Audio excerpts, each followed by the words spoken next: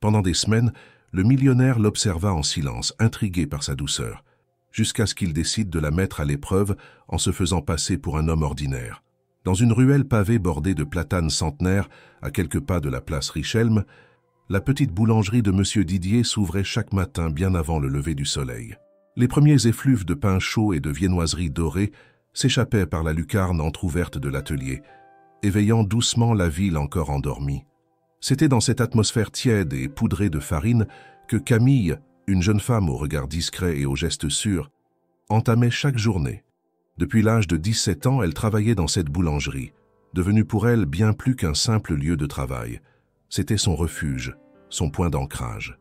À 24 ans, Camille possédait cette douceur rare qu'on ne feint pas. Son sourire, réservé mais sincère, avait le pouvoir d'alléger les matinées les plus grises. Les habitués du quartier, commerçants, retraités ou étudiants, la connaissaient tous sans vraiment la connaître. Elle ne parlait jamais de ses rêves ni de ses peurs. Pourtant, elle en portait de nombreux, enfouis quelque part entre les sacs de farine et les recettes griffonnées sur des carnets tachés de beurre. Elle vivait avec sa grand-mère, Rose, une femme au regard perçant malgré les années et aux silences éloquents. Leur maison, modeste mais accueillante, était nichée au bout d'une ruelle fleurie. Chaque soir, Camille rentrait les bras chargés de pains invendus qu'elle transformait en tartines croustillantes pour le dîner. Elle dînait souvent en silence, mais ce silence n'était jamais pesant. Il disait beaucoup, à sa manière. C'était une complicité tissée dans le quotidien. Camille n'avait jamais dit à personne qu'elle rêvait d'étudier la gastronomie à Paris. Une bourse lui avait été proposée 2 ans auparavant, mais Rose avait été hospitalisée cette même semaine. Sans hésiter, Camille avait tout annulé. Elle n'en avait parlé à personne. Elle avait rangé la lettre dans une boîte à biscuits vide et n'en avait plus jamais reparlé. Chaque matin, vers 7h20, un homme entrait dans la boulangerie. Toujours le même. Grand, mince, élégant. Il portait un manteau gris foncé impeccablement coupé et un chapeau feutré qui lui donnait un air d'un autre temps. Ce qui le distinguait surtout, c'était son silence et le bracelet doré d'une montre luxueuse qui brillait à son poignet gauche. Il ne commandait jamais rien d'autre qu'un croissant. Toujours le même rituel. Il entrait, saluait poliment d'un « bonjour, mademoiselle », prenait son croissant avec un billet plié en 4, puis sortait sans un mot de plus. Il s'asseyait ensuite à la terrasse du café d'en face, seul, lisant parfois un journal ou regardant simplement les passants. Camille avait remarqué son regard, un regard attentif, presque inquiet parfois, comme s'il cherchait quelque chose qu'il ne trouvait pas. Elle n'en parlait pas, mais elle le reconnaissait à distance. Il ne souriait jamais, et pourtant quelque chose dans son attitude trahissait une forme de bienveillance. Il ne faisait pas partie du décor habituel de la ville. Son allure, ses chaussures cirées, sa montre, tout indiquait un homme habitué à d'autres cercles, à d'autres mondes. Mais il venait, chaque jour, sans exception, et ne semblait intéressé que par ce croissant soigneusement doré que Camille préparait elle-même. Avec le temps, elle s'était surprise à attendre son passage, non pas avec impatience, mais avec cette curiosité qu'on éprouve face à un mystère familier. Elle aimait observer la façon dont il tenait le papier, comment il effleurait à peine le comptoir avec les doigts, comme s'il avait peur de laisser une trace. Il ne lui avait jamais demandé son prénom, mais il la regardait avec une intensité discrète, comme s'il la connaissait déjà. Un matin d'automne, alors que les feuilles s'écrasaient lentement sur les trottoirs humides, il ne vint pas. Camille le remarqua immédiatement. Elle regarda l'horloge, rangea les croissants restants, nettoya le comptoir, mais rien n'y fit. Le mystérieux client au regard pénétrant ne franchit pas la porte ce jour-là, ni le lendemain, ni le surlendemain. Elle n'en parla pas, mais son absence la troubla. Elle réalisa, à sa propre surprise, que sa routine silencieuse avait pris une place inattendue dans son quotidien. Puis, une semaine plus tard, alors qu'elle balayait les miettes du matin devant la vitrine, elle le vit réapparaître. Mais quelque chose avait changé. Il n'avait plus son manteau élégant, ni son chapeau. Sa barbe, d'ordinaire parfaitement rasée, couvrait maintenant son visage. Il portait une chemise froissée, un pantalon de toile et des chaussures usées. Surtout, la montre avait disparu. Il semblait différent, plus jeune, plus vulnérable. Lorsqu'il entra, il sourit, un sourire réel, un peu hésitant, mais sincère, et dit d'une voix douce « Bonjour, je m'appelle Luc. « Vous cherchez quelqu'un pour aider ici ?» Camille leva les yeux, surprise. Elle sentit une gêne inexplicable, comme si deux réalités venaient de se percuter. Pourtant, elle répondit simplement « Nous avons toujours besoin d'un coup de main. » Et ce fut ainsi que le silence quotidien céda la place à une nouvelle musique, plus incertaine mais tout aussi captivante. Ce jour-là, elle le regarda plus longtemps. Il était le même homme, elle en était presque sûre. Mais quelque chose lui disait que ce n'était pas à elle de poser la première question.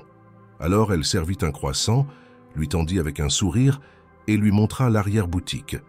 Ce n'était pas encore le début d'une histoire, mais c'en était peut-être la promesse. Les matins suivants, l'homme désormais connu sous le prénom de Luc revint chaque jour à la boulangerie. Il arrivait bien plus tôt que lorsqu'il n'était qu'un simple client, parfois même avant Camille. Son allure avait changé, et avec elle l'ambiance qui flottait autour de lui. Exilés vêtements sur mesure, la posture droite, l'allure soignée d'un homme issu d'un monde plus aisé. Désormais, il portait des chemises roulées aux manches, des jeans simples, souvent tachés de farine dès les premières heures. Son visage était marqué par une barbe de plusieurs jours, et il s'exprimait avec la modestie d'un homme en quête d'une seconde chance. Pourtant, ses gestes trahissaient toujours quelque chose d'inhabituel. Il maniait les objets avec une prudence presque chorégraphiée, comme s'il découvrait à chaque instant la réalité concrète d'un travail manuel. Camille, bien qu'intriguée, ne posa aucune question.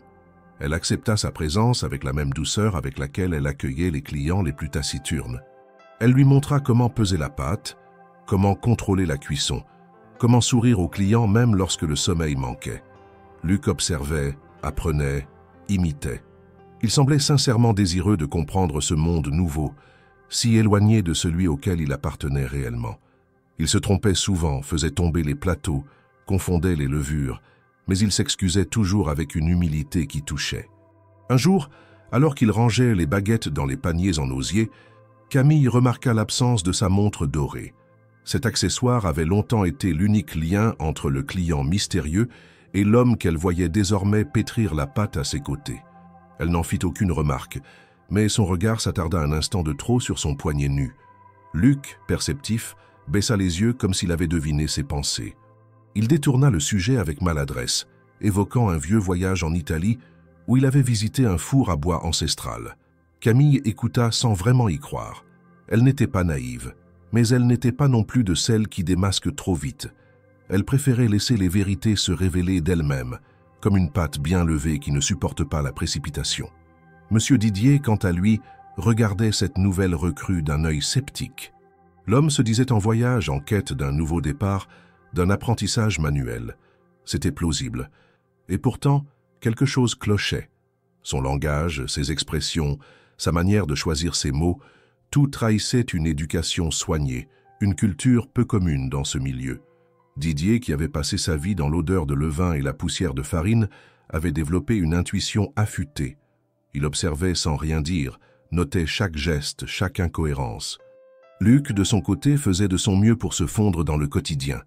Il aidait Rose à porter ses sacs de course lorsqu'elle passait, proposait de balayer le trottoir, nettoyer les plaques brûlées sans qu'on le lui demande. Camille observait ce dévouement avec un mélange de tendresse et de perplexité. Elle sentait qu'il portait un secret, mais elle n'en avait pas peur. Elle avait appris que chacun a ses silences et que certains valent mieux que les vérités dites trop tôt. Ce fut une fin d'après-midi, alors que la lumière dorée filtrait à travers les vitres de la boulangerie, que les choses changèrent subtilement. Camille terminait de remplir les étagères quand Luc, debout près de la caisse, demanda timidement « Vous aimez travailler ici ?» Elle fut surprise par la question posée d'une voix douce, presque enfantine. Elle sourit, hésita, puis répondit simplement « J'aime ce que je fais, oui, mais ce n'est pas tout ce que je veux. » Elle s'arrêta là sans développer. Luc ne posa pas d'autres questions. Il hocha la tête, respectant ce silence. Pourtant, ce bref échange éveilla en lui un écho qu'il ne parvenait pas à ignorer. Chaque jour passé à ses côtés rendait sa présence plus difficile à justifier. Il n'était plus simplement le millionnaire curieux caché derrière une fausse identité. Il était devenu un homme partagé entre deux mondes. L'un, de privilèges, d'événements mondains, de chiffres et de comptes. L'autre, de gestes simples, de sourires vrais, d'humanité brute. Et Camille, sans le savoir, incarnait ce pont entre ces deux univers. Il se rappelait la première fois qu'il l'avait vu. C'était un matin ordinaire, un de ces jours où son agenda était rempli de réunions vides de sens, de chiffres sur des écrans, de conversations intéressées. Il s'était arrêté par hasard, attiré par l'odeur du pain chaud. Hélas, au comptoir, il avait vu cette jeune femme offrir un croissant à un enfant en difficulté, sans demander un centime. Le geste avait été si naturel, si sincère, qu'il en avait été bouleversé. Depuis ce jour, il n'avait cessé de revenir, chaque matin, pour retrouver cette étincelle d'authenticité qu'il croyait perdue. Camille, sans le savoir, lui avait redonné foi en une forme de vérité que l'argent ne peut ni acheter ni simuler. Et c'est pourquoi il avait un jour pris cette décision folle, abandonner son apparence, sa montre, ses costumes, pour s'approcher d'elle sans filtre, sans statut. Il voulait voir si la lumière qu'il percevait en elle brillait même lorsqu'on la plaçait dans l'ombre de l'ordinaire. Mais cette mascarade commençait à peser, car plus il s'attachait à elle, plus il craignait la chute. Il savait que la vérité, lorsqu'elle surgirait, ne laisserait pas Camille indemne. Et il redoutait plus que tout de la voir le regarder autrement, avec ce mélange de colère et de déception qu'il connaissait trop bien. Il n'avait jamais voulu la tromper, seulement la comprendre. Mais parfois, les intentions les plus pures peuvent engendrer les douleurs les plus profondes. Ce soir-là, seul dans sa chambre d'hôte modeste, il sortit un carnet noir de sa valise, un de ceux qu'il utilisait autrefois pour ses décisions d'investissement. Sur la première page, il écrivit en lettres droites « Camille, ne pas gâcher ». Puis il ferma le carnet, éteignit la lumière et s'allongea dans le silence. Demain serait un autre jour, et il savait que chaque matin désormais serait une nouvelle épreuve, celle de mériter sa place à ses côtés, sans que le mensonge ne brise ce qu'il espérait construire. À partir du jour où Luc avait franchi le seuil de la boulangerie, comme simple demandeur d'emploi, quelque chose d'indéfinissable s'était mis en mouvement. Ce n'était pas seulement la routine de Camille qui avait changé, mais aussi l'équilibre discret qui régnait dans l'espace restreint de la boutique. Luc, bien qu'apprenant encore les bases du métier, s'investissait avec une ardeur que peu comprenaient. Il était maladroit, certes, mais toujours volontaire. Il ne reculait devant aucune tâche, même les plus ingrates. Il se salissait les mains sans broncher, portait des sacs de farine avec application et faisait preuve d'une patience presque exagérée lorsqu'il s'agissait de nettoyer les vitrines ou de balayer les miettes en fin de journée. Camille, tout en gardant sa réserve naturelle, le guidait avec bienveillance.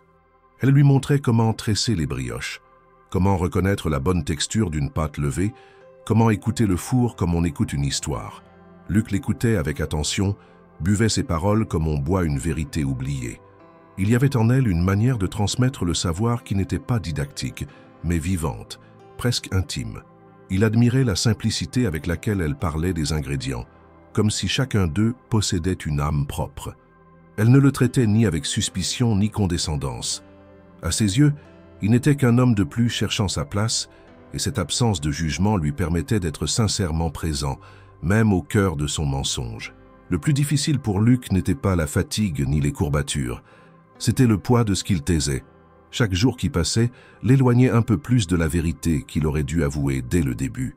Il s'était convaincu au départ qu'il s'agissait d'une expérience temporaire, un simple jeu d'observation pour comprendre la jeune femme qui l'avait tant troublé depuis des semaines.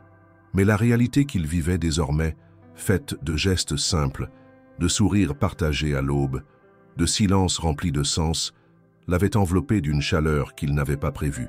Ce qui n'était qu'une curiosité s'était transformé en attachement. Et cet attachement, jour après jour, rendait le mensonge plus lourd à porter. Monsieur Didier, bien qu'ayant donné son accord à contre-cœur pour engager Luc, restait sur ses gardes. Il le testait, l'observait, le questionnait à demi-mot. Il notait chaque détail incongru, le vocabulaire choisi, la posture, les réflexes de quelqu'un qui n'avait jamais eu à faire face à l'usure du quotidien. Mais Luc répondait toujours avec calme, trouvait des anecdotes vagues mais crédibles, évoquant des emplois saisonniers, des voyages à la recherche de sens, des remises en question personnelles. Il savait manier le flou avec adresse, et pour l'instant, cela suffisait. Camille, de son côté, continuait à faire confiance. Elle ne posait pas de questions indiscrètes, mais elle observait. Elle notait l'agilité inhabituelle avec laquelle il faisait la monnaie, sa capacité à converser avec les clients étrangers, son aisance dans des situations sociales qui n'avaient rien de banal. Cela la rendait parfois songeuse, mais elle repoussait ses doutes comme on repousse une pensée importune. Elle voulait croire à la sincérité de ce qu'il construisait, aussi fragile et silencieux que ce soit. Et puis, Luc n'avait jamais tenté de la séduire, ni par des mots, ni par des gestes déplacés. Il se contentait d'être là, attentif, présent, comme si cela suffisait. Un samedi matin, alors que la file de clients s'étirait jusque sur le trottoir, Luc se retrouva seul au comptoir, Camille étant occupée à l'arrière avec un four défaillant. Une cliente, visiblement pressée, lui demanda conseil sur les viennoiseries. Il répondit avec un naturel et une précision qui surprirent tout le monde, y compris lui-même. Il expliqua les différences entre les feuilletages, les temps de repos, la qualité du beurre utilisé. Lorsque Camille revint, elle surprit la fin de la conversation et ne put s'empêcher de le regarder avec étonnement. Il se contenta de hausser les épaules, comme pour dire qu'il avait simplement répété ce qu'il avait entendu. Ce soir-là, alors qu'ils fermaient la boutique ensemble, Camille osa lui poser une question plus personnelle. « Qu'est-ce que vous faisiez avant de venir ici ?» Luc hésita. Il sentit son cœur battre plus fort, l'envie de dire la vérité l'effleura, mais il recula. Il murmura « J'étais dans un autre monde, un monde qui ne me rendait pas heureux. » Elle ne répondit rien. Elle se contenta de hocher doucement la tête, comme si elle comprenait que certaines blessures nécessitaient du temps avant de se dévoiler. À mesure que les jours passaient, Luc devenait une présence familière dans le quartier. Les clients commencèrent à l'apprécier, à lui sourire, à plaisanter avec lui. Rose, la grand-mère de Camille, le rencontra un matin lorsqu'il accompagna sa petite fille chez elle. Elle le scruta longuement, comme si elle percevait en lui une faille invisible. Mais elle ne dit rien, se contentant d'un « Vous avez de bonnes mains pour quelqu'un qui n'a pas toujours travaillé le pain ». Il sourit, un peu gêné, et répondit qu'il apprenait vite. Luc passait désormais plus de temps avec Camille qu'il n'aurait jamais osé l'espérer. Il partageait des pauses café au coin du fournil, riait d'erreurs de cuisson, se taquinait sur les goûts en matière de garniture. Mais chaque éclat de rire, chaque regard échangé, chaque geste partagé amplifiait l'inévitable chute qui s'annonçait, car il savait au fond de lui que cette relation naissante, aussi sincère qu'elle puisse sembler, reposait sur un socle de faux semblants. Il n'était pas Luc, le voyageur en quête de rédemption. Il était Louis Delambre, héritier discret d'un empire financier, homme de chiffres et de stratégie, dissimulant sa véritable identité derrière un prénom emprunté. Et plus il s'enfonçait dans cette illusion, plus il craignait le moment où tout éclaterait. Mais il n'arrivait pas à s'arrêter. Il ne voulait pas fuir, pas maintenant. Il s'était trop attaché à Camille, à son monde, à sa manière d'exister. Il savait que la vérité finirait par tout emporter, mais il préférait encore savourer ces instants volés, comme on savoure les dernières miettes d'un festin avant le jeûne. Les jours s'étiraient dans une routine à la fois paisible et chargée, rythmée par le pétrissage de la pâte, le tintement de la clochette de la porte, les discussions de comptoir et les silences partagés entre Camille et Luc. Malgré la complexité de ce que l'un cachait et de ce que l'autre ressentait sans le nommer, une complicité s'était tissée entre eux, presque imperceptible pour les autres, mais de plus en plus évidente pour ceux qui savaient observer. Les gestes parlaient à leur place. Une tasse de café posée sans un mot, un tablier noué en silence, une miche de pain partagée au creux de l'après-midi. Camille, d'ordinaire si mesurée, avait peu à peu intégré Luc dans sa vie, sans même s'en rendre compte. Il était là, chaque matin avant l'aube, prêt à porter les sacs, à fariner le plan de travail, à rire de ses propres maladresses. Elle aimait sa manière discrète d'écouter, son regard franc quand il parlait des clients, son étonnement sincère devant les recettes les plus simples. Elle ne cherchait pas à comprendre plus que ce qu'il donnait, mais son esprit, malgré elle, s'interrogeait. Qui était vraiment cet homme qui paraissait parfois découvrir la vie avec une fraîcheur d'enfant et d'autres fois la commenter avec la sagesse d'un vieux voyageur? Un vendredi, alors que la boulangerie s'apprêtait à fermer et que l'air commençait à se charger de promesses printanières, Camille fit un geste rare, presque instinctif. Elle tendit à Luc un petit billet, griffonné sur le coin d'un sac en papier. Il le prit, surpris, et lut à voix basse. « Demain matin, balade à vélo parmi les vignes, j'apporte les croissants. » Elle détourna les yeux, faussement concentrée sur le rangement des brioches, comme si elle n'attendait pas vraiment de réponse. Mais il répondit sans hésiter d'un simple « avec plaisir, prononcé avec ce sourire qu'elle lui connaissait à peine, mais qui lui réchauffa les joues.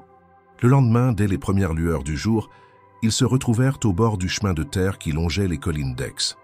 Camille, vêtue d'un pull clair et d'un pantalon retroussé, semblait plus jeune que jamais, presque insouciante.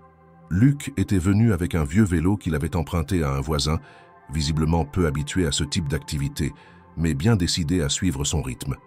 Ils pédalèrent longtemps, en silence d'abord, puis en discutant de tout et de rien. Camille lui montra les cerisiers en fleurs, les petites maisons en pierre cachées derrière les cyprès, les coins où elle venait lire enfant. Ils s'arrêtèrent sous un figuier, sur un petit muret de pierre sèche. Camille sortit 2 croissants soigneusement emballés et les tendit à Luc, qui les prit avec une expression presque émue.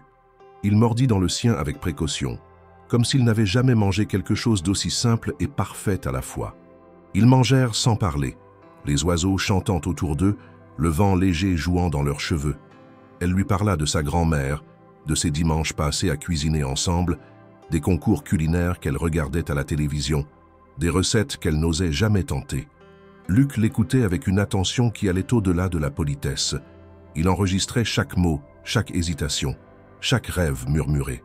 Et plus elle parlait, plus il comprenait que cette femme n'était pas seulement passionnée par son métier. Elle était habitée par une vocation qu'elle avait étouffée pour des raisons qu'il devinait, mais qu'elle n'osait pas formuler encore. Plus tard, ils descendirent vers le village en poussant leur vélo à la main. Camille proposa de faire un détour par sa maison, où Rose les attendait avec une carafe de limonade et un regard étonnamment tranquille. La vieille femme, assise sur une chaise en rotin, observa Luc comme si elle avait déjà compris bien plus que ce qu'il voulait montrer. Elle ne fit aucun commentaire, mais son sourire en coin disait « Je te vois ». Luc, un peu intimidé, se montra poli, courtois, attentif. Il complimenta la limonade, rit aux anecdotes de Rose, écouta Camille parler de son jardin d'herbes aromatiques. L'après-midi se déroula dans cette étrange atmosphère de faux quotidien. Luc se sentit pour la première fois depuis longtemps intégré à quelque chose de vrai, d'authentique, de précieux. Et cette sensation, douce mais brûlante, fit naître en lui une angoisse sourde. Car plus il avançait dans ce rôle qu'il s'était inventé, plus il savait qu'il ne pourrait pas le jouer indéfiniment. Il ne voulait pas trahir cette confiance fragile, mais il ne savait pas non plus comment s'en défaire sans tout détruire. En repartant ce soir-là, seul sur le chemin du retour, Luc ralentit son pas à l'approche de la boulangerie fermée. Il s'arrêta devant la vitrine où, chaque matin, il avait observé Camille depuis la terrasse du café d'en face. Il se revit dans son manteau impeccable, sa montre brillante, ses yeux fatigués derrière des lunettes de soleil. Il se rappela l'homme qu'il avait été et celui qu'il prétendait être. Et il comprit que dans le regard de Camille, il avait pour la première fois envie de n'être qu'un seul homme, ni millionnaire ni imposteur, mais simplement lui, dans toute sa vérité. Mais la vérité, il le savait, n'était pas un ingrédient qu'on ajoute en dernier, une touche finale qu'on dépose au sommet d'un gâteau. Elle était la base même de toute recette durable, et dans sa version actuelle, cette histoire avec Camille reposait sur un leurre. Chaque rire, chaque moment partagé était une dette accumulée qu'il finirait par devoir payer. Pourtant, malgré cette conscience douloureuse, il ne pouvait s'empêcher de vouloir encore un jour, une semaine, une promenade de plus, comme si retarder la chute lui permettait de prolonger l'illusion d'un bonheur auquel il n'aurait jamais cru avoir droit. Ce soir-là, en s'endormant dans sa chambre silencieuse, Luc se surprit à rêver de tartes au citron, de rires partagés, de petits déjeuners en terrasse. Il rêva d'un avenir simple et lumineux, où il tiendrait la main de Camille sans rien cacher, où elle rirait sans soupçonner l'ombre qui avait plané au début de leur histoire. Mais à son réveil, l'écho du mensonge lui revint comme un goût amer sur la langue. Et il comprit que ce rêve, pour devenir réel, nécessiterait un courage qu'il n'avait pas encore trouvé. Une semaine s'écoula après la balade à vélo, et le souvenir de cette journée semblait s'être inscrit dans la chair même de leurs gestes. Quelque chose avait changé entre Camille et Luc. Ce n'était pas un aveu explicite, ni une déclaration suspendue. C'était un regard plus long, un silence moins gêné, une attention plus tendre. Leurs échanges, bien que toujours simples, étaient chargés d'une intensité nouvelle, comme si chaque mot pouvait fissurer ou renforcer le lien silencieux qui se tissait entre eux. Luc, pourtant, portait en lui une lutte de plus en plus difficile à contenir. Chaque instant passé auprès d'elle alourdissait son secret. Il savait qu'il devrait tout révéler un jour, mais il redoutait ce moment avec une crainte presque enfantine. Un matin de marché, alors que Camille s'était absentée quelques heures pour accompagner Rose à un rendez-vous médical, Luc resta seul avec M. Didier dans la boulangerie. Ce dernier, toujours méfiant, profita de l'occasion pour observer une nouvelle fois le comportement de son apprenti. Il ne dit rien de direct, mais ses regards étaient pesants, ses remarques acérées. Luc, qui avait appris à se fondre dans les attentes des autres, ne laissa rien paraître. Pourtant, il sentait l'étau se resserrer. Il n'était plus un visiteur curieux ou un travailleur occasionnel. Il s'était inséré dans une vie qui ne lui appartenait pas, et cela commençait à se voir. Ce fut quelques jours plus tard que Luc surprit une conversation qui allait tout bouleverser en lui. C'était en fin d'après-midi, alors que Camille pensait être seule à l'arrière de la boutique. Assise sur un tabouret, les mains pleines de farine, parlant doucement à sa grand-mère, venue lui apporter un sac de linge propre. Luc était passé par la réserve pour ranger un sac de sucre et il s'était arrêté immobile en entendant son prénom. « Non, mamie, je ne regrette pas, j'y pense, c'est vrai, mais si c'était à refaire, je referais pareil. Elle avait besoin de moi, et puis... Paris, c'est un monde trop loin, trop cher. Je préfère rester ici. » Luc retint son souffle. Il comprit d'une manière viscérale qu'il venait de toucher quelque chose de fondamental. Il ne bougea pas, n'osa même pas reculer d'un pas de peur d'interrompre ce moment. Rose répondit quelque chose de plus bas, que Luc ne comprit pas entièrement. Puis Camille ajouta d'une voix plus grave, presque résignée, « Tu sais, j'avais cette bourse.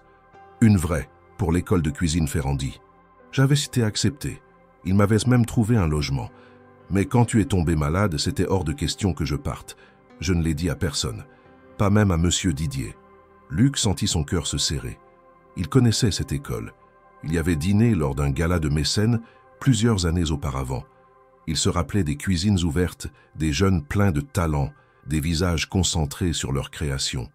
Il se souvenait de s'être senti étranger à cet univers de passion pure, même s'il l'avait admiré de loin. Et maintenant, il apprenait que Camille, cette fille discrète, douce, douée sans même le savoir, avait eu l'opportunité d'en faire partie et y avait renoncé sans bruit, par devoir, par amour. Ce sacrifice silencieux, cet abandon volontaire d'un rêve pour prendre soin d'un être cher, bouleversa Luc plus qu'il ne l'aurait imaginé. Il repensa à tout ce qu'il possédait, à tout ce qu'il avait accompli, souvent au détriment des autres, sans jamais se poser de questions. Il avait accumulé des chiffres, des propriétés, des œuvres d'art, mais il n'avait jamais rien sacrifié pour quelqu'un d'autre, jamais abandonné un projet pour un autre cœur que le sien. Camille, en quelques mots échappés dans l'arrière-boutique, venait de lui donner une leçon de grandeur. Ce soir-là, Luc ne dormit pas. Il marcha dans les rues de la vieille ville, le visage fouetté par un vent léger, les pensées en désordre. Il sentait naître en lui une envie qu'il n'avait jamais connue, celle de faire quelque chose qui ne lui rapporte rien, quelque chose de juste, de désintéressé.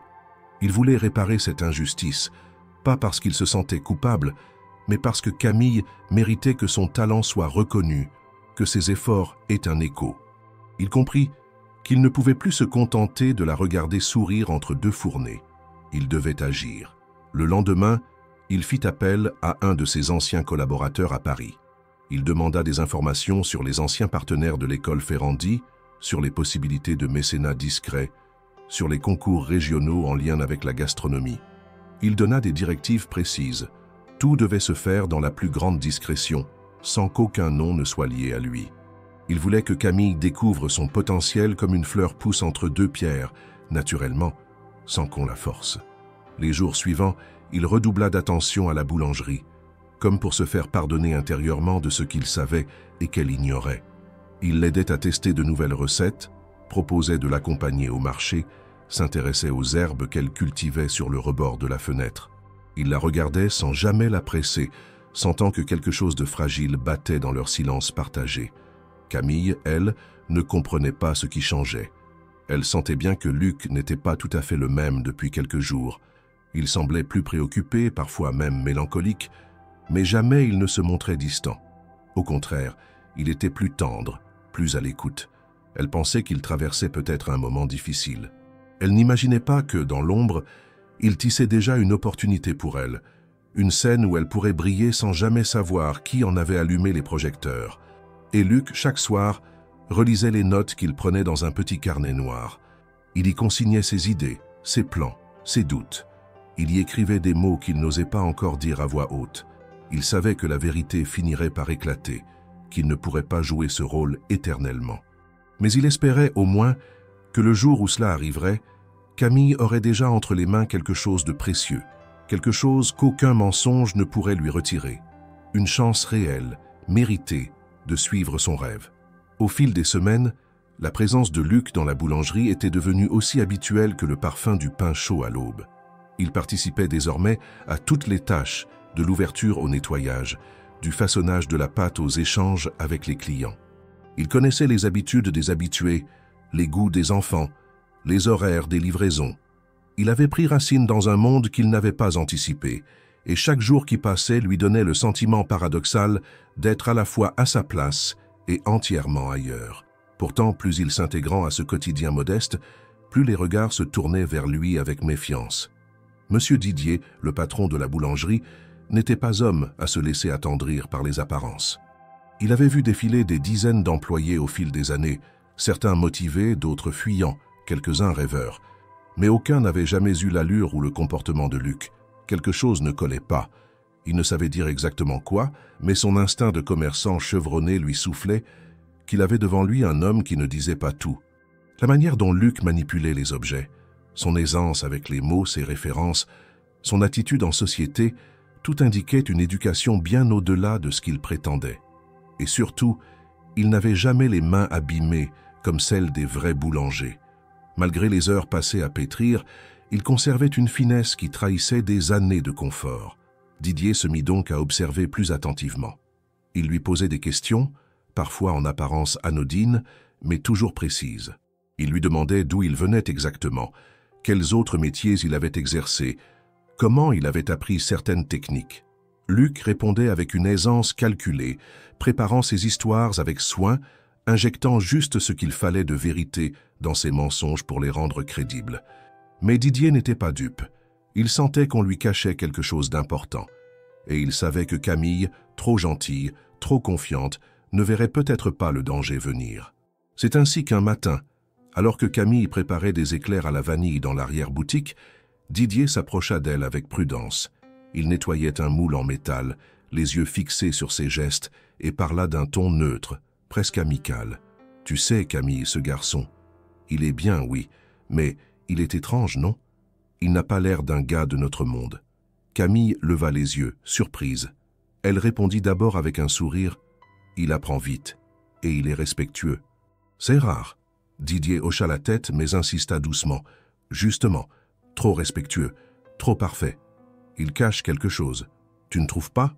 Camille fronça les sourcils. Elle n'aimait pas les sous-entendus, encore moins ceux qui visaient quelqu'un qu'elle estimait. Elle répliqua plus sèchement que prévu. « Et s'il avait juste envie de changer de vie? Il n'a pas le droit ?» Didier ne dit rien de plus. Il se contenta d'un soupir discret, puis retourna à son poste, laissant la graine du doute derrière lui. Mais cette graine, bien que rejetée, commença à germer dans l'esprit de Camille. Ce soir-là, en rentrant chez elle, elle repensa à certaines choses qu'elle avait mises de côté. Les réponses évasives de Luc sur son passé, son vocabulaire parfois trop technique, sa manière de toujours savoir quoi dire sans jamais trop en dire.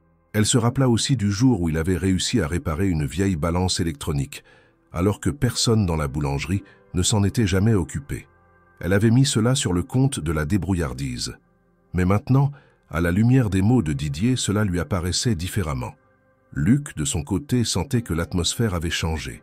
Camille, sans se montrer distante, avait modifié certains de ses gestes.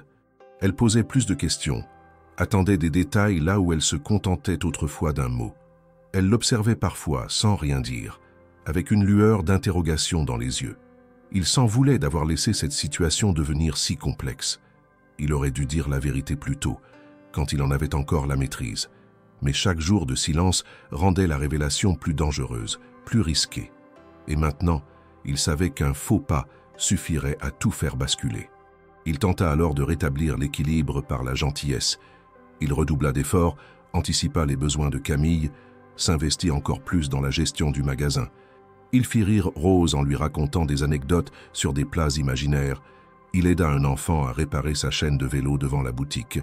Il proposa même de repeindre la vieille enseigne. Mais ce zèle, loin de rassurer Didier, ne fit que renforcer ses soupçons. Il le considérait désormais avec une méfiance polie, une surveillance constante. Un après-midi, alors que la boulangerie était exceptionnellement fermée pour une livraison en retard, Luc aperçut Camille, assise seule sur le banc devant la vitrine. Elle tenait entre ses mains un petit carnet noir, celui où elle notait parfois ses idées de recettes. Il s'approcha doucement, s'assit à ses côtés sans rien dire.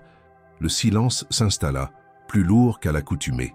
Puis, d'une voix presque inaudible, Camille demanda « Dis-moi, Luc, tu es vraiment celui que tu prétends être ?» Il sentit le monde s'arrêter une seconde. Son cœur rata un battement, mais il ne montra rien. Il détourna le regard, choisissant ses mots avec précaution. « Pourquoi cette question ?» Elle haussa les épaules. « Je ne sais pas. Il y a des choses qui ne collent pas. Tu sais trop de choses.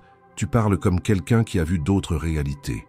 Et tu n'as jamais vraiment parlé de toi. » Il voulut répondre, dire quelque chose de rassurant, d'honnête, mais la peur prit le dessus. Il murmura simplement « Peut-être que je suis juste quelqu'un qui essaie d'oublier ce qu'il était. » Camille ne répondit pas. Elle rangea son carnet, se leva doucement et entra dans la boutique. Luc resta seul sur le banc, les mains sur les genoux, le regard perdu. Il savait que les fondations sur lesquelles il avait construit son mensonge commençaient à se fissurer. Il ne lui restait plus beaucoup de temps. Il allait devoir choisir. Continuer à se cacher au risque de perdre Camille à jamais ou révéler la vérité, en espérant que le lien fragile entre eux soit assez fort pour survivre à la chute. Le silence qui suivit la conversation sur le banc persista pendant plusieurs jours, mais il n'était pas brutal ni glacial. Il ressemblait plutôt à une trêve fragile, une suspension entre deux mondes.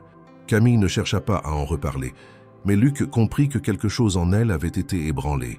Elle continuait de lui parler, de lui montrer les gestes, de partager les tâches, mais ses silences étaient plus longs, ses sourires plus lointains. Elle observait désormais ses réactions avec plus d'attention, comme si elle cherchait à lire au-delà des mots, à démêler la vérité qu'il refusait encore de dire. Cette attente muette était peut-être pire que les reproches. Luc, de son côté, se sentit pour la première fois véritablement menacé. Non pas par la peur d'être découvert, mais par l'idée de perdre ce lien unique, cet espace qu'il avait conquis non par son statut mais par sa présence, ses gestes, sa constance. Il comprit que la seule manière de se racheter partiellement, avant même d'avouer, était d'agir pour Camille, de transformer l'admiration qu'il avait pour elle en quelque chose de tangible, de durable, qui pourrait exister même si elle ne voulait plus rien de lui. C'est ainsi que naquit son idée. Une initiative à la fois discrète et ambitieuse, cachée sous les apparences d'un événement local. En se rappelant la conversation où elle avait parlé de son rêve interrompu, de cette école qu'elle n'avait jamais pu rejoindre, de cette passion étouffée par le devoir, il se dit qu'il était encore temps d'ouvrir une porte. Une vraie, sans qu'elle sache qu'il en détenait la clé. Il contacta d'anciens partenaires de ses affaires passées, des connaissances dans le monde de la gastronomie, des responsables d'événements culinaires. Il leur proposa un projet, organiser un petit concours gastronomique régional à Aix-en-Provence, sous prétexte de promouvoir les talents locaux. Il finança tout de sa poche, mais exigea que son nom n'apparaisse nulle part. Il ne voulait pas d'éloge, pas de gratitude. Il voulait seulement que Camille puisse se mesurer à d'autres, qu'elle puisse croire à nouveau que son talent avait une valeur, que son art méritait d'être vu. Pour cela, il dut agir avec prudence. Il proposa à M. Didier, par l'intermédiaire d'un faux communiqué officiel glissé dans la boîte aux lettres de la boulangerie, d'inscrire Camille au concours en tant que représentante de l'artisanat local. Didier, séduit par l'idée d'avoir sa boutique citée, n'hésita pas à en parler à Camille. Elle fut d'abord surprise, réticente, pensant ne pas être à la hauteur. Mais Didier insista, Rose l'encouragea, et Luc, jouant l'ignorance, affirma qu'il la soutiendrait quoi qu'elle décide. Camille accepta finalement de participer, à condition que ce soit une expérience modeste, sans trop de bruit. Elle choisit de présenter une recette qui lui était chère, une tarte rustique aux abricots et lavandes, inspirée des souvenirs d'enfance avec sa mère avant sa disparition. Elle y mit tout son cœur, toute sa précision, tout son silence aussi.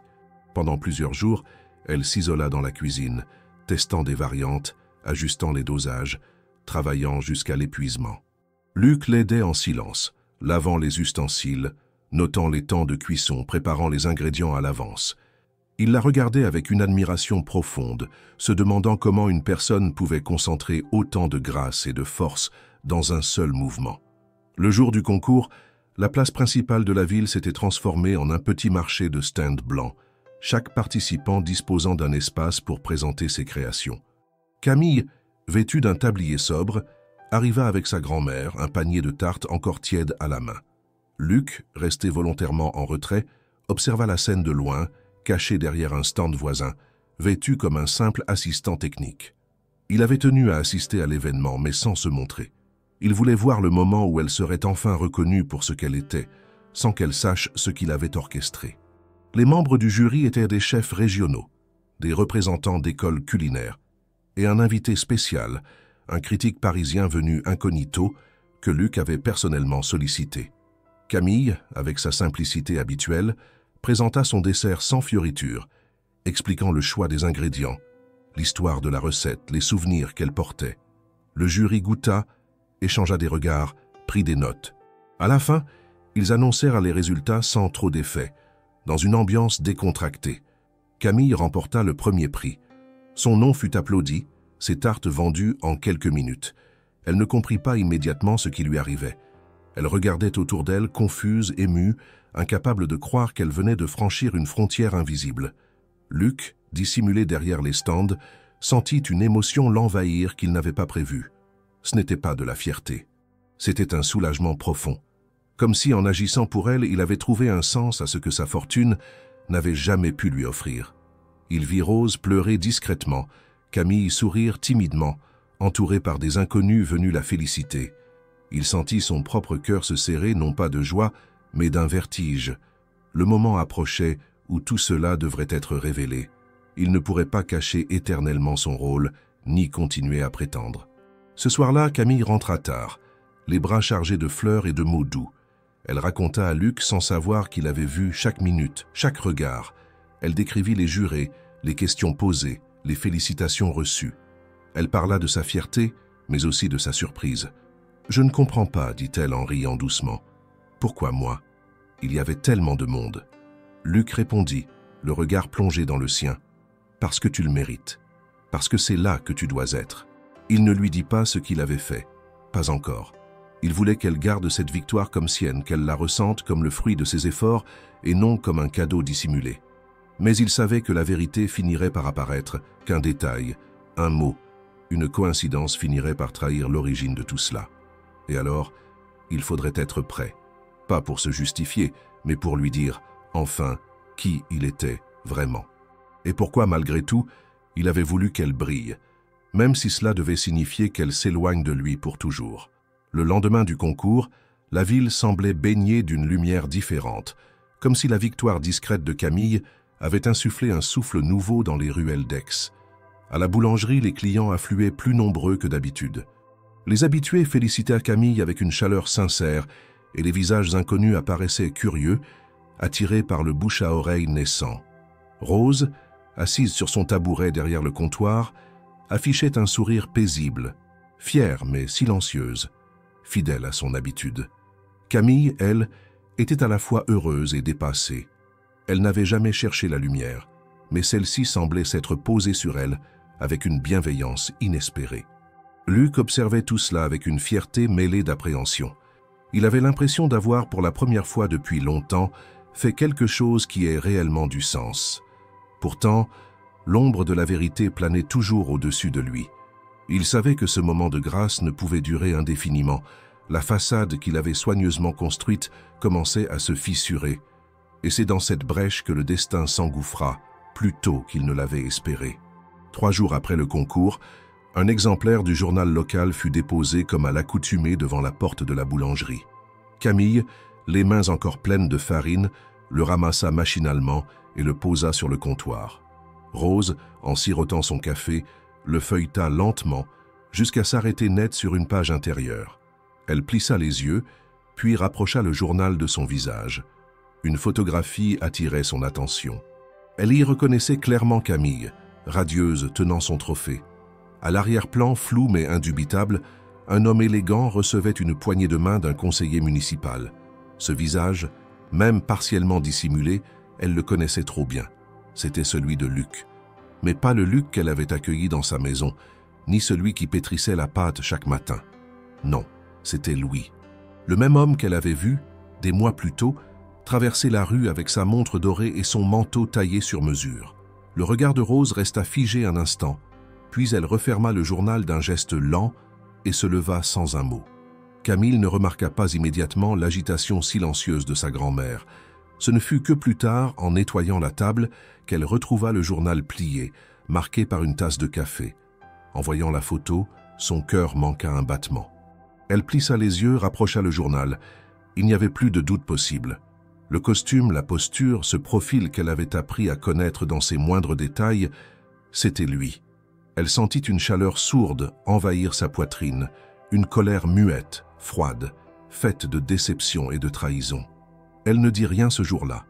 Elle continua à travailler, à sourire aux clients, à peser la farine et à compter la monnaie. Mais en elle, quelque chose s'était figé. Le soir, elle rentra chez elle sans même s'asseoir pour dîner. Elle se réfugia dans sa chambre, relut l'article, observa la photo encore et encore, comme pour confirmer ce que son cœur refusait d'accepter. Elle ne pleura pas, elle ne cria pas. Elle resta immobile, le regard rivé sur la vérité imprimée en noir et blanc. Le lendemain matin, Luc arriva comme d'habitude, salua Camille avec douceur, sans se douter que la tempête avait déjà éclaté dans son dos. Elle lui répondit à peine, son regard évitant le sien. Il sentit immédiatement que quelque chose n'allait pas. La distance entre eux était devenue palpable, presque violente. Il tenta de l'interroger du regard, mais elle se détourna à chaque fois, concentrée sur des tâches anodines. Ce manège dura toute la matinée, jusqu'à ce qu'elle brise enfin le silence. « Tu étais au concours. » Ce n'était pas une question, mais une constatation, sèche, glaciale. Luc ouvrit la bouche pour répondre, mais elle continua. « Je t'ai vu dans le journal. D'ailleurs, ce n'est pas Luc, n'est-ce pas ?» Il voulut parler, expliquer, mais les mots lui manquèrent. Son regard, d'habitude si calme, trahissait un trouble profond. Elle le fixa droit dans les yeux. « Qui es-tu vraiment ?» Il inspira lentement, tenta de trouver un point d'ancrage dans ce regard blessé qu'il aimait tant. « Mon vrai nom est Louis Delambre. » Il laissa tomber les mots comme un fardeau trop longtemps porté. « J'étais là depuis le début. J'ai vu ce que tu étais, ce que tu faisais. J'ai voulu te connaître autrement, sans le masque, sans l'argent. J'ai eu tort, pas de vouloir te connaître, mais de te mentir. » Camille le regardait, figée. Elle ne cligna même pas des yeux. « Tu t'es moqué de moi, » dit-elle d'une voix basse, tremblante. « Tu t'es infiltré dans ma vie, dans mon travail, dans ma maison. Tu as tout vu, tout pris en prétendant être quelqu'un d'autre. Et maintenant quoi? Tu veux que je dise merci ?» Il secoua la tête, les mains tremblantes. « Non, je ne veux rien. Je veux seulement que tu saches que tout ce que j'ai fait, c'était pour toi, pour ton rêve, pas pour te manipuler. » Elle sourit, un sourire amer. « Mon rêve? Tu crois qu'il suffisait d'un concours et d'un article pour réparer tout ce que tu as cassé? Ce que tu ne comprends pas, c'est que ce n'est pas l'argent qui me fait mal, c'est le mensonge. J'aurais préféré 1000 fois la vérité d'un homme ordinaire que les silences d'un homme riche déguisé. » Elle enleva son tablier, le posa soigneusement sur le comptoir, puis sortit sans un mot de plus. Luc resta seul, figé, au milieu des odeurs de farine et de sucre. Il n'y avait plus de bruit, plus de rire, plus de complicité muette. Juste le vide laissé par une vérité trop tardive, par un amour peut-être trop fragile pour survivre à tant de non-dits. Les jours qui suivirent la confrontation furent d'une lourdeur presque insoutenable. La boulangerie, jadis animée par une douce routine et des échanges silencieux pleins de tendresse, semblait désormais figée dans une atmosphère pesante, presque étrangère. Camille continuait de venir chaque matin, ponctuelle, appliquée, mais son regard avait changé. Il n'y avait plus cette lueur tranquille qui illuminait son visage lorsqu'elle pétrissait la pâte ou échangeait quelques mots avec les clients. À la place, un voile discret, une barrière invisible qu'elle ne cherchait plus à dissimuler. Le sourire restait en façade, mais l'âme s'était repliée. Luc, ou plutôt Louis désormais, avait disparu. Il n'était pas revenu à la boulangerie après cette matinée où Camille l'avait démasqué. Aucun message, aucun mot, aucune tentative d'explication supplémentaire. Il avait compris, sans qu'elle ait besoin de le dire, que sa présence n'était plus souhaitée. Il n'avait pas fui par lâcheté, mais par respect. Il avait ressenti, au creux de ce regard qu'elle lui avait lancé avant de sortir, une fracture irréparable, une déception si profonde qu'aucune parole n'aurait pu l'adoucir. Partir était devenu une forme de pudeur. La ville, elle, continuait de vivre. Les passants saluaient Camille sans se douter de ce qu'elle portait en elle. Les clients venaient acheter leurs baguettes, s'extasiaient encore sur la tarte gagnante du concours, sans imaginer que celle qu'il avait créée faisait désormais tout pour ne plus y penser. Rose, silencieuse mais attentive, observait sa petite fille avec une inquiétude discrète. Elle ne posait pas de questions, mais ses gestes étaient plus tendres, ses silences plus chargés. Elle savait que les blessures du cœur ne se soignent pas avec des remèdes ordinaires. Camille ne parlait pas de Louis, pas même à sa grand-mère. Elle gardait tout en elle, comme une brûlure qu'on cache sous les vêtements pour éviter qu'on ne la touche. Ce n'était pas l'identité de l'homme qui l'avait blessée, ce n'était pas l'idée qu'il ait été riche ou qu'il ait monté un projet en secret. Ce qui l'avait vraiment brisé, c'était l'accumulation du mensonge, le fait qu'il ait choisi de se glisser dans sa vie comme un étranger alors qu'il aurait pu frapper à la porte comme un homme sincère. Elle avait ouvert son monde, partagé ses silences, ses recettes, ses souvenirs, à un visage qu'elle croyait connaître. Et soudain, ce visage n'était plus qu'un masque. Il y avait, dans les gestes de Camille, une rigidité nouvelle. Elle travaillait sans relâche, s'acharnait sur les fournées, réorganisait les stocks, nettoyait plus que nécessaire. Elle remplissait le vide laissé par Louis avec de l'activité, espérant que l'épuisement chasserait les pensées. Mais les pensées, elles, restaient là, tenaces. Elle revenait la hanter au moindre détail, une intonation de voix d'un client, l'ombre d'un passant trop grand dans la rue, l'éclat d'une montre dans une vitrine. Le quartier, lui aussi, avait commencé à murmurer. Certains avaient reconnu Louis sur la photo du journal. D'autres avaient vu sa voiture luxueuse quitter discrètement les ruelles d'Aix. Personne ne posait de questions directes, par respect pour Camille, mais les regards avaient changé. Elle le sentait. Elle savait que la discrétion de sa vie avait été troublée, que le calme de sa routine avait été fissuré par une histoire dont elle n'avait jamais voulu être l'héroïne. Elle n'aimait pas le rôle qu'on lui prêtait désormais, celui de la jeune boulangère au cœur brisé par un homme d'un autre monde. Elle voulait redevenir invisible, être simplement Camille, celle qui sourit aux enfants et ajuste la cuisson des pains comme on ajuste une mélodie. Rose, un soir, s'assit près d'elle dans la cuisine. Elle posa une tasse de tisane devant sa petite fille et parla enfin, d'une voix douce, presque murmurée. « Tu sais, le cœur a ses saisons. L'hiver, parfois, dure plus longtemps, mais il ne reste jamais éternel. Il faudra du temps, je sais. Mais ce que tu es, Camille, personne ne peut te le voler. Pas même un mensonge. » Camille ne répondit pas. Elle regarda le liquide fumant dans sa tasse, puis leva les yeux vers sa grand-mère.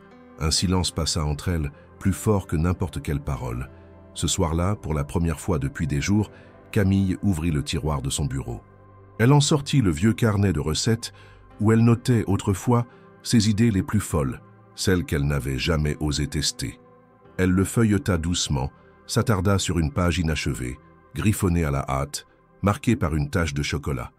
Elle n'écrivit rien. Elle referma simplement le carnet, le serra contre elle un instant, puis le rangea à sa place. Louis, de son côté, s'était reclus dans une de ses propriétés à la campagne. Il avait coupé les communications, annulé ses réunions, décliné les invitations. Il passait ses journées à marcher seul dans les champs, à écrire sans relâche dans un carnet identique à celui qu'il tenait déjà pendant son séjour à Aix.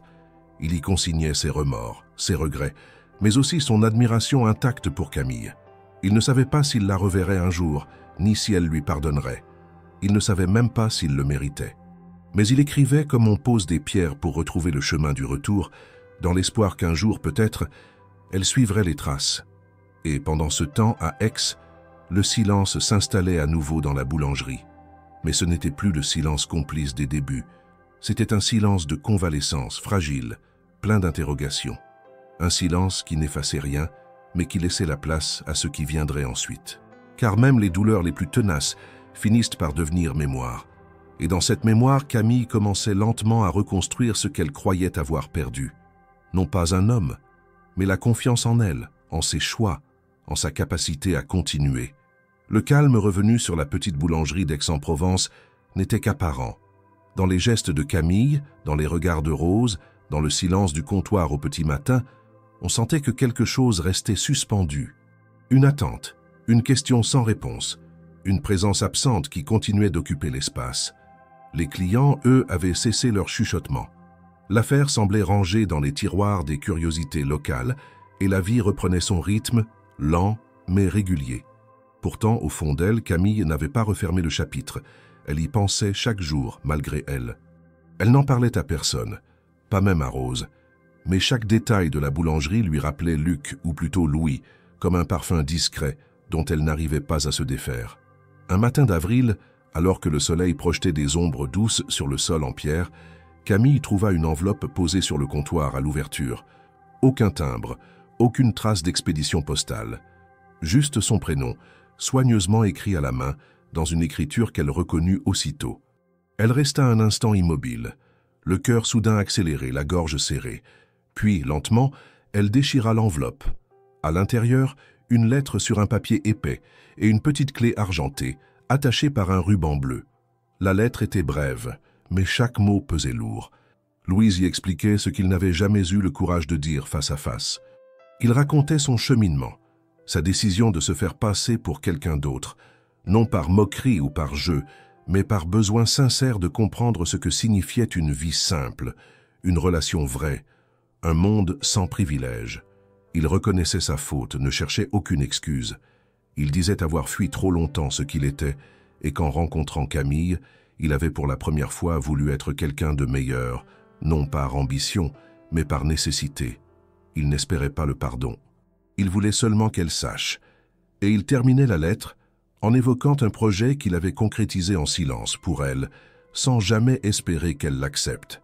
La clé, écrivait-il, ouvrait les portes d'un centre culinaire qu'il avait fait aménager à Aix, dans un ancien entrepôt rénové. Un lieu entièrement dédié à la gastronomie artisanale, au partage de savoir-faire, aux jeunes talents de la région. Il ne portait pas son nom. Il ne souhaitait pas s'en attribuer la paternité. Tout était légalement au nom d'une fondation indépendante. Mais le projet lui appartenait, comme un dernier geste d'honnêteté. Il ajoutait que Camille pouvait y entrer quand elle le souhaitait. Elle n'avait aucune obligation. Si elle décidait de ne jamais y mettre les pieds, il comprendrait. Camille relut la lettre plusieurs fois. Elle toucha la clé, la fit tourner entre ses doigts. Rose, silencieuse, l'observait depuis la cuisine, sans intervenir. Ce n'est que le soir, après la fermeture, que Camille parla. Elle lut la lettre à voix haute, lentement, en s'interrompant parfois. Elle ne pleura pas. Sa voix était calme, posée. Elle ne cherchait ni approbation ni conseil. Elle voulait seulement que les mots sortent de sa poitrine, qu'ils ne restent plus enfermés dans le papier. Rose écouta sans commentaire. Puis, après un long silence, elle dit simplement « Ce qu'il t'a fait était grave. Mais ce qu'il a construit sans bruit, sans gloire, c'est peut-être sa manière de se racheter. À toi de décider si cela vaut la peine d'ouvrir la porte. » Le lendemain, Camille prit un jour de congé. Elle laissa un mot à M. Didier, qui n'osa pas poser de questions. Elle prit son vélo, comme lors de cette journée dans les vignes, et pédala à travers la ville. L'adresse indiquée dans la lettre la mena à un quartier en rénovation, près des anciens docks. Là, entre deux bâtiments modernes, une façade de pierre claire se dressait, sobre, élégante. Une enseigne discrète indiquait « Maison provençale de la cuisine, atelier Camille ». Elle resta longtemps devant la porte, puis elle introduisit la clé dans la serrure. Un déclic retentit, clair et net. À l'intérieur, la lumière entrait par de larges baies vitrées. Le sol était recouvert de carreaux anciens et une grande cuisine professionnelle s'étendait au centre, équipée mais chaleureuse. Sur les murs, des étagères avec des bocaux d'épices, des herbes séchées, des livres de recettes. Dans un coin, un tableau portait des photos d'Aix, de la boulangerie, de concours culinaires et même une image d'enfance de Camille en train de cuisiner avec sa mère. Elle avança lentement, touchant chaque meuble, chaque objet. Tout semblait pensé pour elle, sans ostentation. Un lieu de transmission, de création, mais surtout d'amour pour le métier. Sur le comptoir, une petite boîte contenait un autre mot, écrit cette fois à la main, sans enveloppe. 3 phrases. « Ce lieu est à toi, pour créer, pour enseigner, pour rêver. Je resterai loin sauf si tu décides de me rappeler. » Camille s'assit sur le banc près du four, le regard perdu dans les reflets du métal poli. Elle sentit ses émotions la traverser, sans pouvoir les nommer. Il y avait de la colère, encore, de la tristesse aussi. Mais au-dessus de tout, une forme de gratitude étrange. Elle ne savait pas encore si elle lui pardonnerait un jour, mais elle savait une chose. Personne ne lui avait jamais offert quelque chose d'aussi juste. Pas un cadeau matériel, mais une vision. Une confiance en ce qu'elle pouvait devenir. Elle resta là jusqu'à la tombée de la nuit. Puis elle referma doucement la porte, la clé dans sa poche. Le lendemain, elle retourna à la boulangerie. Elle ne parla pas de ce qu'elle avait vu. Elle se remit au travail comme si rien n'avait changé. Mais au fond d'elle, elle sentait que quelque chose avait bougé. Une porte s'était entr'ouverte, et peut-être un jour, elle oserait l'ouvrir tout à fait. L'annonce de l'inauguration officielle de la maison provençale de la cuisine s'était discrètement répandue dans les ruelles d'Aix-en-Provence. Une affichette modeste placée dans la vitrine de la boulangerie invitait les curieux à découvrir un nouvel espace dédié à l'art culinaire local. Aucun nom prestigieux n'était mentionné. Aucune mention de mécène. Juste une date, une heure et une phrase simple « Pour ceux qui aiment apprendre, goûter et transmettre ». Camille avait hésité longuement avant d'approuver cette phrase proposée par l'équipe de la Fondation. Elle lui ressemblait, sans promesse tapageuse. Elle laissait la place au silence, à la curiosité sincère. Le jour venu, Camille se leva avant l'aube. Elle enfila un tablier neuf, qu'elle avait elle-même cousu à partir d'un tissu ancien retrouvé dans les affaires de sa mère. Elle attacha ses cheveux sans hâte, se regarda une dernière fois dans le miroir sans chercher à se plaire. Ce n'était pas un jour de fête pour elle, c'était un jour de transition, un de ces moments rares où l'on quitte une rive sans être encore arrivé à l'autre. Rose l'accompagna jusqu'au centre culinaire, marchant lentement, bras dessus, bras dessous. Elles ne parlèrent pas. L'air était doux, et la ville encore endormie. Arrivée sur place, des lumières douces éclairaient déjà l'intérieur. Des bouquets de fleurs sauvages ornaient les tables. Des plateaux de petites bouchées attendaient les premiers visiteurs. Des voisins, des anciens clients, quelques apprentis curieux commencèrent à arriver. Camille les accueillit un à un, souriante mais réservée, les guidant à travers les lieux comme une hôtesse modeste. Elle leur montra les cuisines ouvertes, les postes de travail en bois clair, les étagères chargées d'ustensiles soigneusement choisis. Elle n'avait pas prévu de discours. Elle se contenta de remercier ceux qui étaient venus. Elle expliqua l'objectif de cet espace. Un lieu d'échange, de formation, d'expérimentation. Pas une école, pas un laboratoire, juste une maison ouverte à ceux qui avaient le feu au ventre, la passion dans les mains. Les invités écoutaient, certains avec émotion. La simplicité de ces mots valait bien tous les discours formatés. Mais malgré l'affluence, malgré les sourires, un regard manquait. Un regard qu'elle n'avait pas vu depuis des semaines, jusqu'au moment où elle se retourna, instinctivement, vers l'entrée. Et il était là. Louis n'était pas vêtu de son costume habituel. Il portait un pantalon de toile beige, une chemise roulée aux manches et un tablier blanc noué à la taille. Sur ce tablier, un prénom brodé en lettres bleues, Luc. Il ne s'avança pas tout de suite. Il attendit qu'elle le voie, et elle le vit. Elle ne bougea pas. Elle le regarda, immobile. Les voix autour d'eux s'éteignirent peu à peu, sans que personne ne comprenne pourquoi. Le silence s'installa naturellement, comme un souffle suspendu.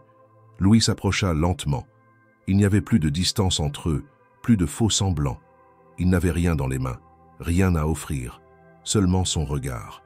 Lorsqu'il fut à 1 mètre d'elle, il ôta son tablier, le plia soigneusement et le posa sur le comptoir. Puis il la regarda, droit dans les yeux. « Je n'ai rien préparé, rien à dire de plus que ce que je t'ai déjà écrit. Mais je suis venu comme tu m'as connu. Pas comme Louis, pas comme Luc, juste comme un homme qui sait ce qu'il a gâché et qui ne veut plus mentir. » Camille ne répondit pas tout de suite. Elle le détailla comme si elle le voyait pour la première fois. Il n'avait plus l'assurance du riche héritier, plus la posture du voyageur mystérieux. Il était simplement là, vulnérable, désarmé, sincère. Et dans cette vulnérabilité, elle reconnut enfin celui qu'elle avait appris à aimer. Elle fit un pas vers lui. Il ne bougea pas. Elle leva la main doucement, comme pour effleurer son visage. Mais au dernier moment, elle abaissa le bras. Elle n'avait pas besoin de toucher. Elle avait compris. Elle s'approcha encore, se plaça face à lui, à quelques centimètres. et sans dire un mot, elle l'enlaça. Un geste simple, sans bruit, sans promesse. Un geste de pardon, de reconnaissance, peut-être même d'espoir. Il resta un instant figé, puis passa les bras autour d'elle avec une douceur contenue. Le monde reprit lentement sa course autour d'eux. Les conversations reprirent. Les invités s'écartèrent, par pudeur. Mais tout le monde, ce jour-là, comprit qu'il venait d'assister à quelque chose d'important. Rose, depuis le fond de la salle, observa la scène avec un sourire presque imperceptible. Elle ne dit rien. Elle n'en aurait pas eu besoin. Tout était dans le silence. Ce jour-là, Louis ne resta pas longtemps. Il aida à ranger quelques chaises, répondit à 2 questions techniques sur une plaque de cuisson, puis repartit sans bruit. Camille ne tenta pas de le retenir. Elle savait désormais qu'il reviendrait. Pas par devoir ni par insistance, mais parce que quelque chose les liait au-delà de tout ce qui avait été brisé. Et ce quelque chose, maintenant, avait un lieu pour renaître. Le centre culinaire avait trouvé sa respiration. Ce qui n'était encore, quelques semaines auparavant, qu'un espace vide aux murs blancs, résonnait désormais d'éclats de voix, de rires, de bruits de casseroles entrechoqués, de murmures attentifs autour des postes de travail. Camille, sans fanfare ni déclaration, en était devenue l'âme.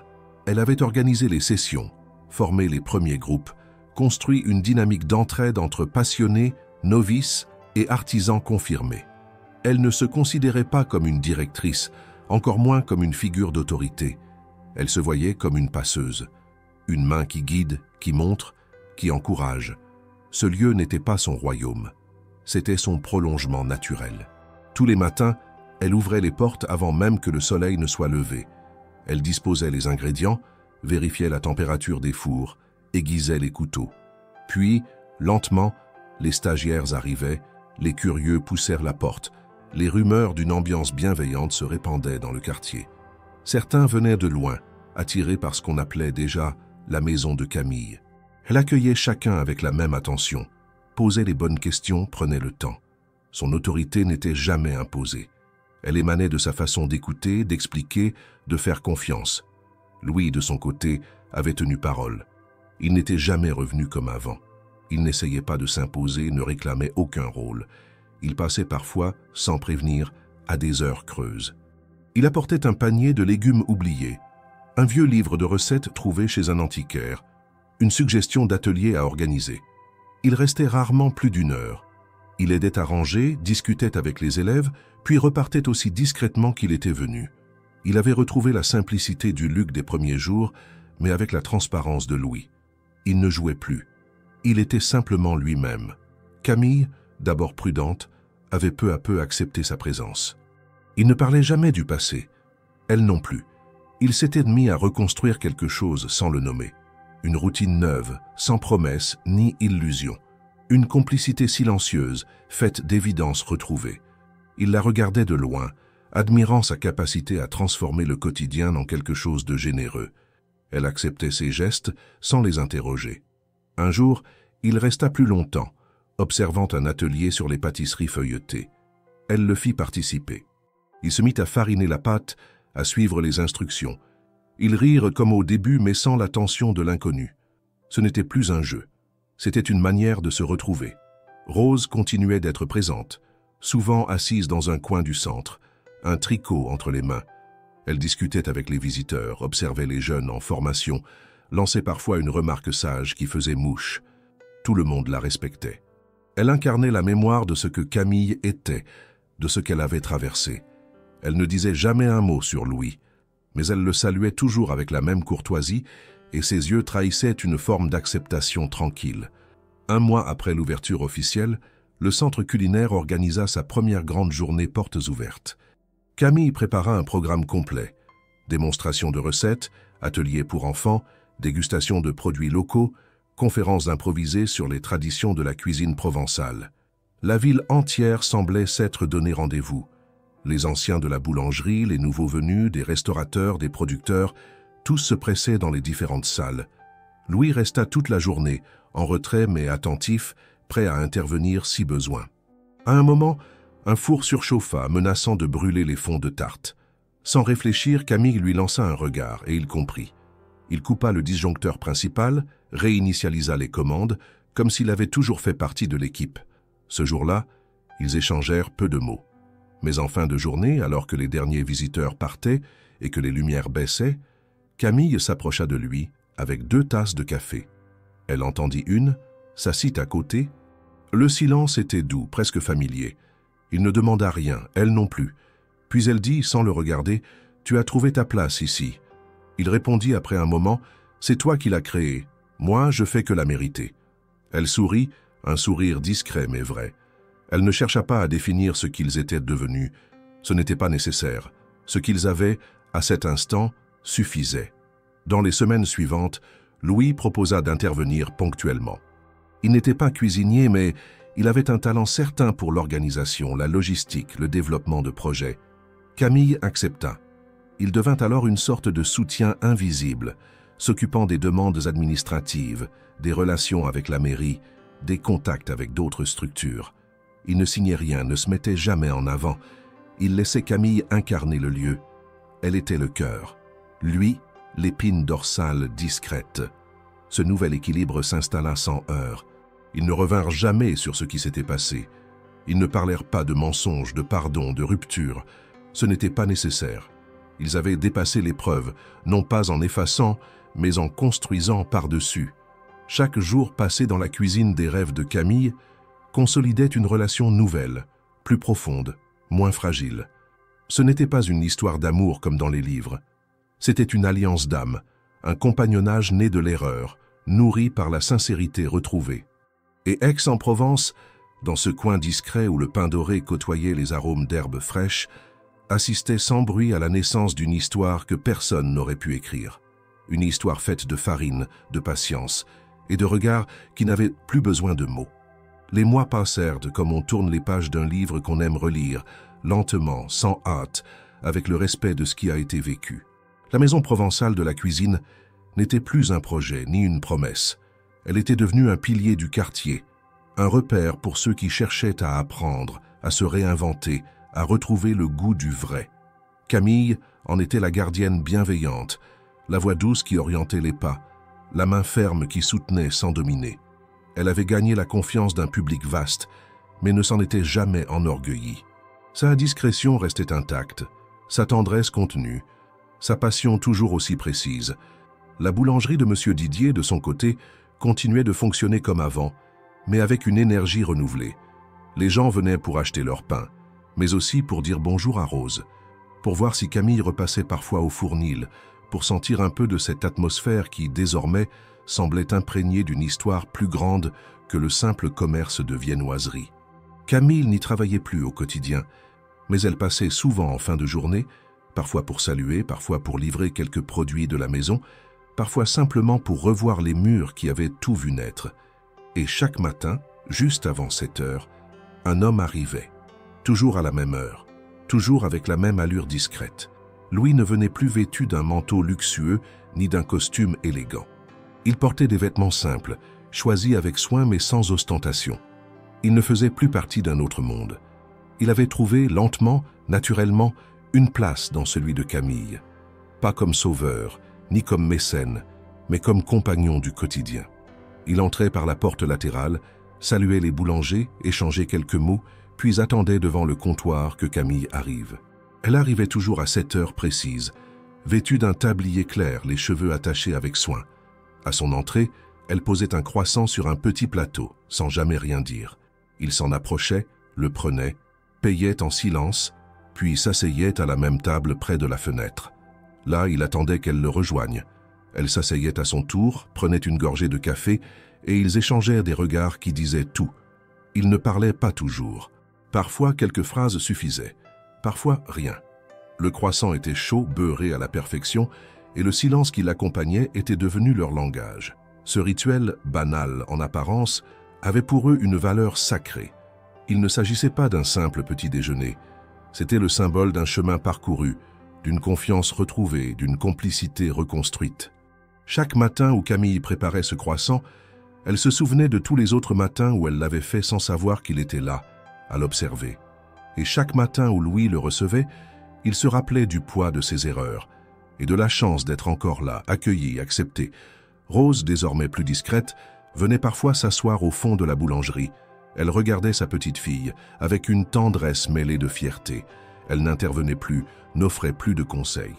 Elle observait seulement, contente de voir que le bonheur chez Camille ne s'était pas imposé. Il avait germé, doucement, à force de patience et de sincérité.